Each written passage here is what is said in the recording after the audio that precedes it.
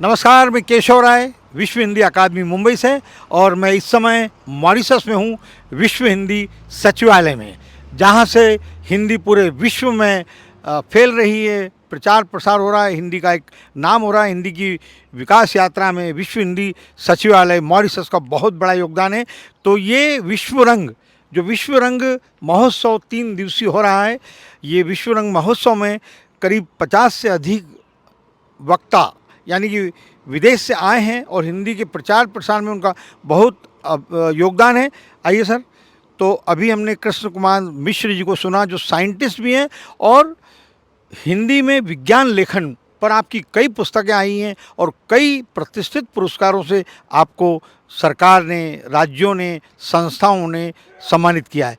तो नमस्कार सर। नमस्ते। आप हिंदी में विज्ञान लेखन के बारे में आप बताएं सर, कि हिंदी किस तरह से बढ़ रही है, विज्ञान की भी भाषा है। जी, बहुत बहुत धन्यवाद। मैं मुंबई से हूँ, होमी भाभा विज्ञान शिक्षा केंद्र, जो कि टाटा मूलभूत अनुसंधान संस्थान का राष्ट्रीय केंद्र है। मैं वहाँ पर वैज्ञानिक हूँ। मेरा विषय वैसे रसायन विज्ञान है और मैं हिंदी में विज्ञान लेखन करता हूँ, जैसा कि आपने कहा जो है। तो मैंने जो यहाँ प्रस्तुति दी है, तो उसका विषय था कि हिंदी में विज्ञान लेखन, चुनौतियाँ और संभावनाएँ। जैसा कि आप जानते हैं कि आज़ादी के पहले तक भारत में जो है शिक्षा का माध्यम एक तरह से अंग्रेजी ही था। उसमें चाहे वो प्राविधिक शिक्षा रही हो, चाहे चिकित्सा की शिक्षा रही हो।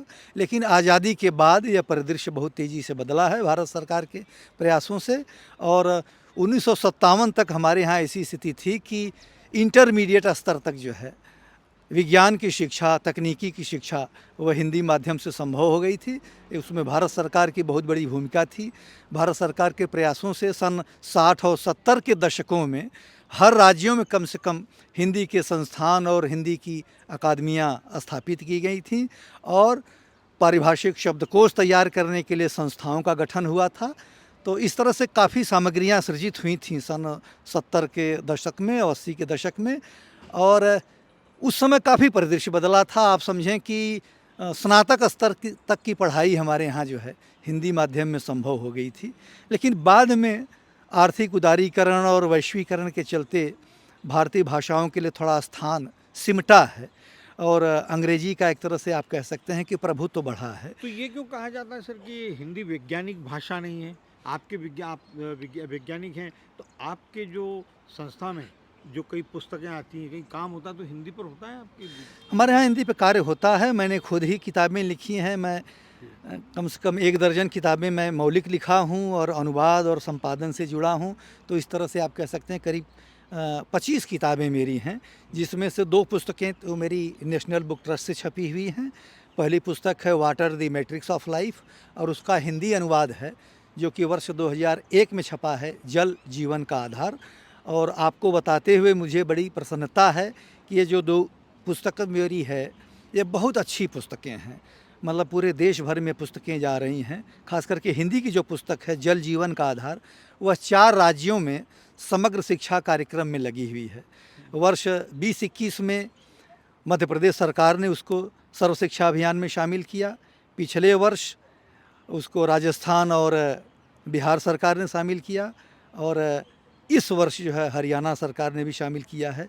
तो आप कह सकते हैं कि पुस्तक बहुत व्यापक तौर पर जा रही है। कहा जाता है वैज्ञानिक भाषा नहीं है हिंदी? नहीं, हिंदी विज्ञान की भाषा है, तकनीकी की भाषा है, सिर्फ इच्छा शक्ति की कमी है। मेरा ऐसा मानना, देखिए अंग्रेजी जिसका हम इतना गुणगान करते हैं, उसके समूचे साहित्य को अगर आप देखें तो 11 लाख शब्द हैं। हिंदी में शब्दों की कमी नहीं है, शब्द सामर्थ्य की कमी नहीं है। ग्लासरी हो, चाहे वाकेबुलरी हो, चाहे थेसारस हो, 9 लाख शब्द हैं आप समझें। 5 लाख शब्द साहित्यिक हैं और 4 लाख तकनीकी शब्द हैं। क्या बात? अभियांत्रिकी का मसला हो, चाहे चिकित्सा विज्ञान की बात हो, शब्दों की सामर्थ्य में कमी नहीं है। तमाम शब्दकोश तैयार हैं।